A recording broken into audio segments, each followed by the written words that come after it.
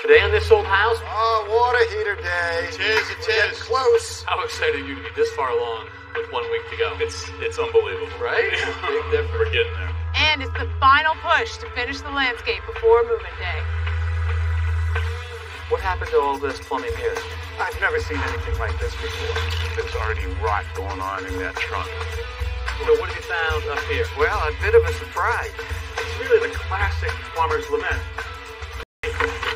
How excited are you guys to see that? Extremely. Right? You're going to have to choke down some dust first, though, before you get to that part. Oh, yeah. Long way. Money's in the detail. That is beautiful.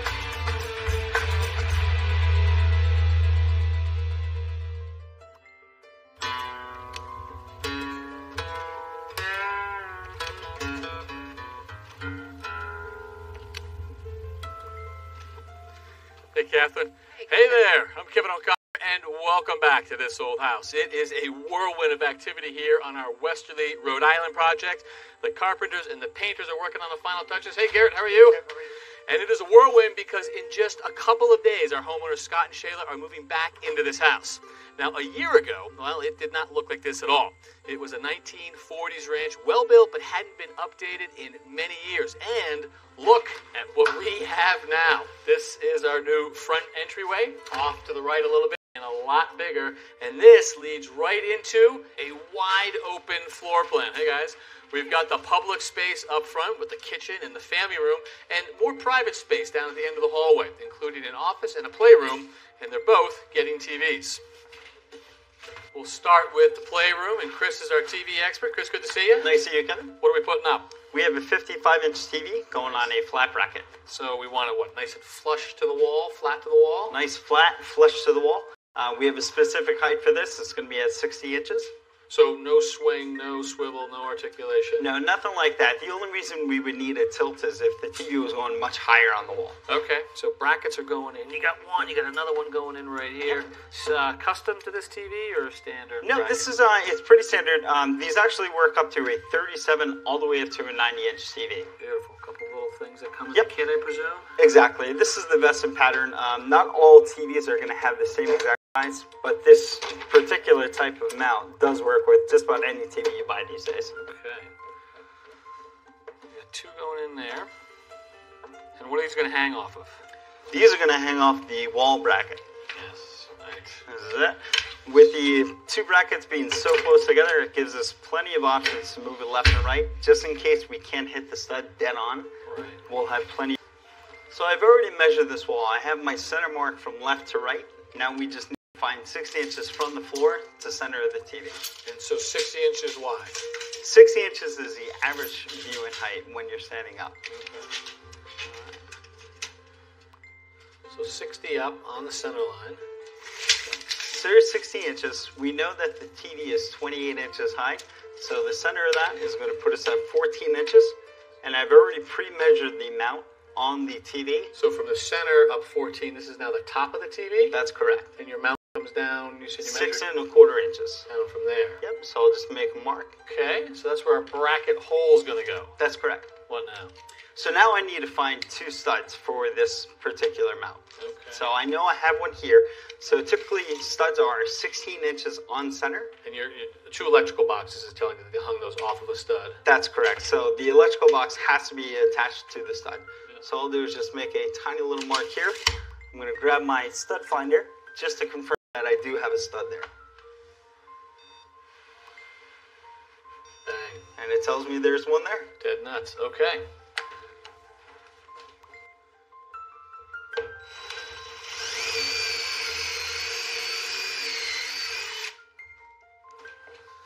Okay, stick one of those. Absolutely. What do you want right there? That is perfect. Okay. Love that.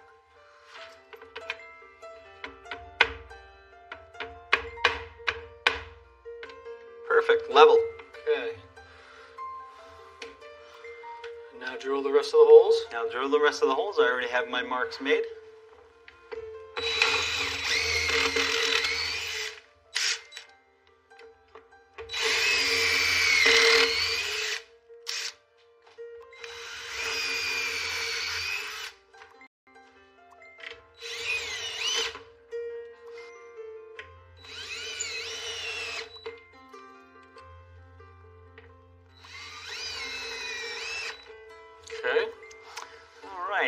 So now, Kevin, if you want to install the local area network connection, I'll plug in the power. There? Land? Yes, LAN. Perfect. So now we're ready to take this TV and put it on the wall. So what I like to do is we don't want to put any pressure on the screen. What we do is hold it by the bracket itself, and about a third of the way down, we just want to gently hold it to stand it up. All right. From here, let's just grab it from the bottom. Now you see the two hooks on the back bracket. So the next step is to level the TV. We're going to make sure it's level. Sometimes the mount from the manufacturer isn't always perfect. So as you can see, we are off a tiny bit. And there's two adjustments on the back bracket that allow us to make sure it's level. Give you this so you can get up there. Perfect. Not every TV bracket has this fine adjustment, so it makes it really handy in this instance.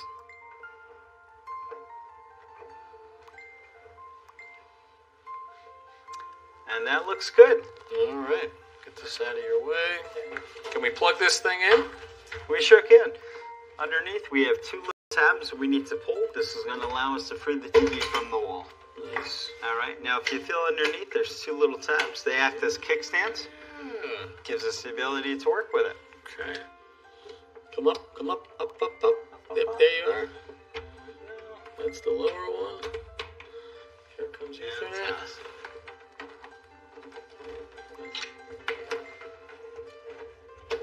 Beautiful. Kickstands go away. Look at that. Nice. Perfect.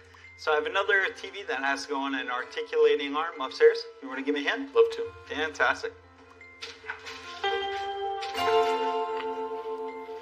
Let me just pop this panel. Why don't you grab that? Thank you, sir. Oh, water heater day. It is. We're getting close. We are. Electric hybrid water heater. It's My favorite. great. I know you specify them all the time. Yeah, I mean, a couple of reasons for me is I don't have to vent it. We don't need a gas line. And it dehumidifies the basement. For sure. So the way it works is pretty straightforward. On the bottom, it's a conventional electric water heater, and that means it has electrical elements like this. Standard electric elements are like 4,500 watts, and there's two of them, one here, one here. But we really don't want these on if we can help it, because it makes the electric meter spin like crazy. But they're here inside the tank as a backup. What makes it different is at the top, it has a heat pump. And the heat pump is really just a glorified air conditioner in reverse. So in normal mode, the fan is on, and it brings room air from the basement across this cooling coil right here, this refrigerant coil. Now the refrigerant coil will pick up any heat that is in the localized air. That heat gets retained into a vapor that's inside the refrigerant. It passes with a compressor, and now that compressor will compress that vapor, making it hotter.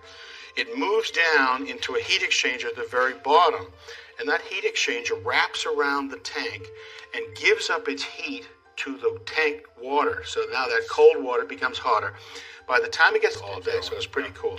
So as you know, anytime you have a cold refrigerant coil like this, water will form on the cold surfaces. That's called condensate. It's really the humidity that's in the air. It gets distracted, falls down off the coil, and comes out through a drain right here. Now, there is a lot to love about these things. You know, it's a conventional water heater with a heat pump on top. The premium is, what, like $500 more? But the utilities are really helping out a lot now. Yeah, in our region, we'll get a $750 rebate on that. Now, that's not bad, because that actually is this thing is going to be 2 to 3 times more efficient than a conventional water heater. All right, interface for the homeowners is pretty cool right here. Simple, up and down for temperature right here. You can choose between hybrid, electric, or even vacation mode, so it's easy touchpad. Sure. So what would be a reason for electric mode only? You know, you had a full house of people, all the in-laws are over, you got to make sure that you deliver for Pops. So this thing, I'd love to leave it right out here because you get all this air, but where Josh has got it roughed in is in this back corner here. You can see our hot and cold distribution piping. There's a condensate drain here. Well, we'll add louvers on this door, so that way we're pulling the air. Nice. I want to get as much in as I can. We will have hot water in a week. All right. All right, brother. All right, I'll check in with you later. Thanks.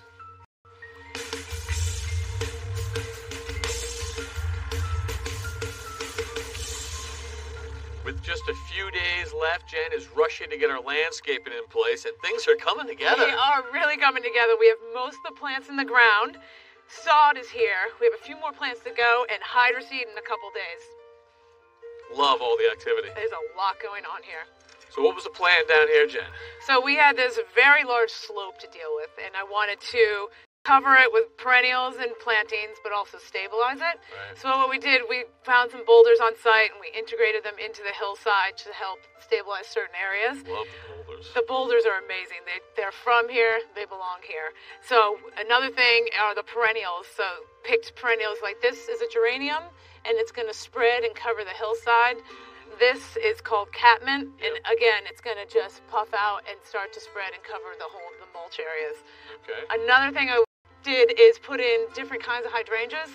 So up top we have the blue mop head hydrangeas that have more of the rounded flower. This one is a panicle hydrangea, and it's called the Little Quickfire. It gets about 3 feet high, but it blooms just a little bit later. So we got color going throughout the year. Yep, and then we also have texture. This is a dwarf fountain grass. It gets about 2 feet high. These plumes come out in the fall time. How beautiful is that? That's great. And then behind it we have a maiden grass that gets a little bit taller to about 5 feet. So in the wind you're going to get sway and texture. It's really beautiful. These are anemones. They're another fall bloomer. And continuing down the slope, we also have knockout hydrangeas. But then you think about the spring. You don't want to forget about the spring. This is a understory tree called a redbud, an eastern redbud. It's going to flower in May-ish. So understory meaning? Meaning it's not going to get as big as a maple or an oak. It's going to stay more contained, about 20 feet. Cool. So over here, we have some more shrubs. This one's so beautiful. It's called Nightingale. It flowers in the spring, a nice white flower, and then it turns this gorgeous Merlot color. Love it. I know, it's so beautiful. Fall color's great already. And this one is a dappled willow. Love the texture when the wind is blowing. It's just spectacular. So it's going to play off the grasses. Somebody went on a shopping trip. Well, So you said you still have more stuff to put in the ground? we have a couple more trees, and then that's about it. And then we're just going to get the sod in. It's nice when you get to this stage and the final touches start to go in. I mean, the plants really come and bring it all together. It softens the house. It brings it all down. So we're getting finished up here. We have a few more shrubs to plant, but we're also going to do landscape lighting. Thank you, John. Thanks, guys. Thanks. So what are we doing for lighting? We are doing low voltage landscape lighting. So these fixtures are made of brass. They have LED lights. All right, so let me see if I can find that in here. Oh, yeah. Boy, that's a nice bit of improvement, isn't it? Right. I mean, the less power that it takes, it's amazing compared to what old bulbs How are. many watts do you think these things are consuming? This one's 2 watts, this one's 4. Whew, nothing to it. All right. So these are for? This is an uplight, and we're going to uplight all the trees in front, okay? So I'm going to show you. They're really easy to put in. You pick a location. This type of tree I want 2 lights, because if you just put 1 light, it makes it really flat. Yep. By placing one across from each other, you have the cross stream, and it illuminates the whole tree. Okay, so one on either side of each other? One on either side, and all you do is pull back the mulch, and then you take the stake, and you put it in the ground. Beautiful. And then the other one will go on the opposite side. And another great thing is you can adjust the fixture. So there's this little dial right here. So according to the shape of your tree and the branch, you have much flexibility. Right. And so what about in 10 years when this tree is twice as high and twice as wide and now that's buried underneath the tree? It's very easy to pull these right out of the ground. When we install them, we always have quite a bit of slack, so you could relocate the fixtures. Low voltage, so we don't have to worry too much about the wiring there. Exactly. This is obviously for pathways. Yep, this is a pathway. And what we want to do is create safety and a safe access way into the house. Got to run a stairs. We don't want to be tripping on these. Yeah, so about 12 to 18 inches out, find your location, and you want to illuminate the whole run. How many do you think we'll need on a run that's this long? It's about 6 or 8 steps. Every 2 to 3 steps, I probably would illuminate. Beautiful. And so what the path lights do with this little hat on top, it casts... Today, we can control these a dozen different ways, right? Right, they're all hooked up to a transformer. You could have it on a timer with a photocell. You could have it on an app, and you could even have it on a switch in your house. Old-fashioned on-off switch. Whatever you fancy. Jen, it's coming together. I mean, we're getting really close. I know. I cannot wait. What's left? Next is the sod, then followed by the hydro seed next week, and we should be all set. You got 1 week. It's go time. Get to it. All right, thank you. There are windows all along the back of the house. They face southeast, which means, Scott, in the morning, I guess, going to be flooded with sunlight in here. So you'd like to black that out? Absolutely. So shades. Some blackout shades. But first, how excited are you to be this far along with 1 week to go? It's unbelievable. Right? Big difference. We're getting there. So what did you choose for shades? So it's a cellular product and has a blackout material inside of it. Oh, yeah. So almost like a foil, right? So that'll cut out the light and then kind of honeycomb on the outside. Absolutely. Okay, so that's what's going up. We got a bigger window right here. How'd you get started? So just took some measurements to get started, and on every window, I just did 3 vertical measurements just to find the longest one, and then 3 horizontal measurements to find the shortest one, so I know that I can do an inside mount and tuck it in through all the trim work. So these are custom. You sent the measurements, and they send you back a custom shade. Exactly. So this is the big boy right here. And you said inside mount, so you wanted to tuck in there? Yeah. Looks like your measurements are good. Not too bad, right? Not too bad. All right, and what are we doing about mounting them? So it comes with these little tabs, and on a long one like this, they recommend 4. All right, I got one here that's not in yet. You can see the hardware and the screw. And based on what you've got in there already, we're going to go to this mullion. That's going to go right there. So 2 to the mullions. You do not have mullions on the far left or right. Have you accounted for that? Yes, I have. Yeah, so we've taken a measurement from this jam detail to the mullion. Yeah. And little compy square there. Yeah, we've set our depth, and now we can carry that depth over out onto the jam where we really don't have anything to gauge that off of. You've been watching. Mr. Silva would be proud. No measurements, no math. Just use a little template, right? Right. Okay, let's install. Okay. I'll hold this here if you want to get after it.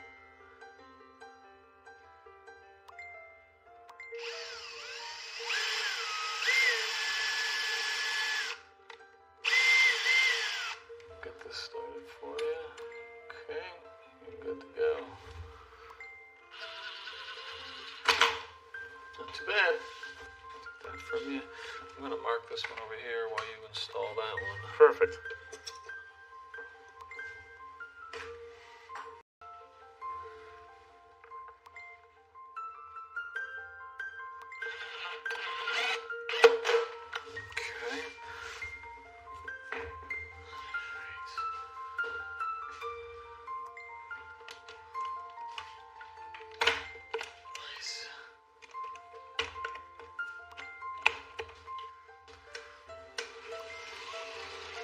Right. What do you think of that? I mean, it looks pretty good. Yeah, I agree. I like that look. So I heard drapes are going in somewhere too? Yeah, down in the dining room and the living room. So check it out. All right. Sue, this is Kevin. Hey, Sue. Nice to meet you. You too. So these are the drapes. Scott, did you have a hand in these as well? 0. Same way in my house. All right. So, Sue, what are we working with? We're working with a printed cotton fabric. It is got a backing of an interlining to give it some body. Okay. It's called Lotus Spice, and we're going to be putting up 2 panels on either side of the door to flank the door. They're not going to be operating. They're just going to be for color. Okay, and you guys are ready to go? They're ready to go. All right.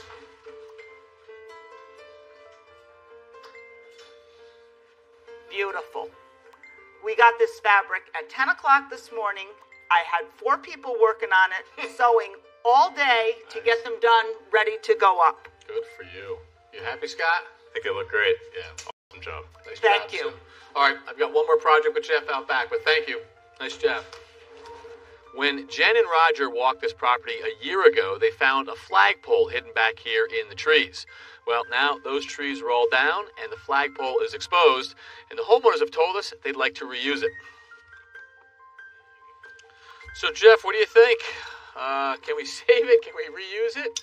Well, it's cedar. Well, that's good. Yeah, it's this old cedar log, basically. Is it punky anywhere? I mean, the No, paint's it's pretty obviously solid. old, It but- needs a little paint. Yeah. I mean, the easiest thing would be to replace it, but this thing's been here for 70 years, and, it'd be a shame to. It's also huge. I mean, look at the size. I mean, what do you think this is? 40 feet.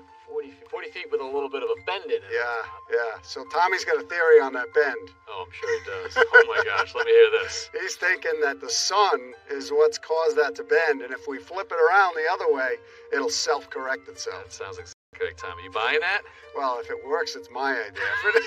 If it doesn't, I'm blaming on Tommy. So clearly we've got to clean this up, repaint it, scrape it, or whatever, which means we got to get this down. Yeah.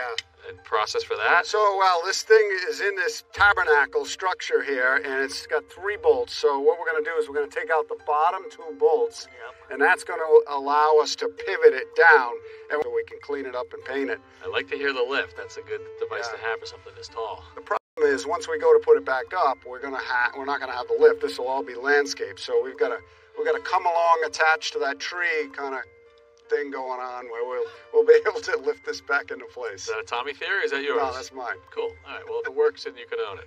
All right, let's get it down. All right. We're going to bring the lift up to about 4 feet from the top, and that's going to sit right here. And then Garrett and Wayne are going to lower this thing slowly. Now, we estimated that this is about 450 pounds, so there's no problem with the weight load as long as we just go slow. Okay, you guys ready to go up? All right, let's go.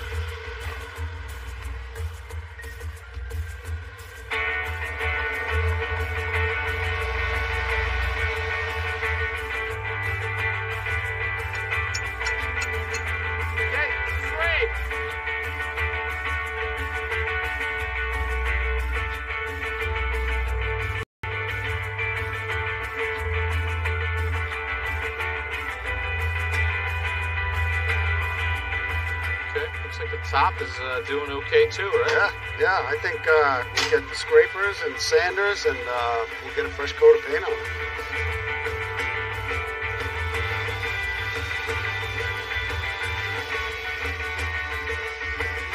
So that's cleaning up nicely, right?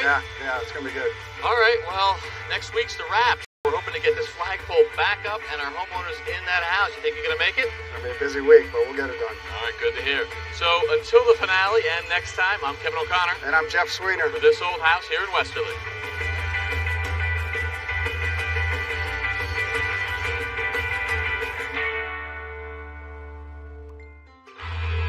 Next time on This Old House, we finish the house that we started 7 months ago. And look what Jeff Sweeter and his crew have built for them. Do you remember what it used to look like? Oh, yeah. We switched that up a little bit. I think you're right, you did. You guys happy, excited? Absolutely. It's been an incredible experience. Okay, ready to go? Let's go up. Oh, yeah. All right.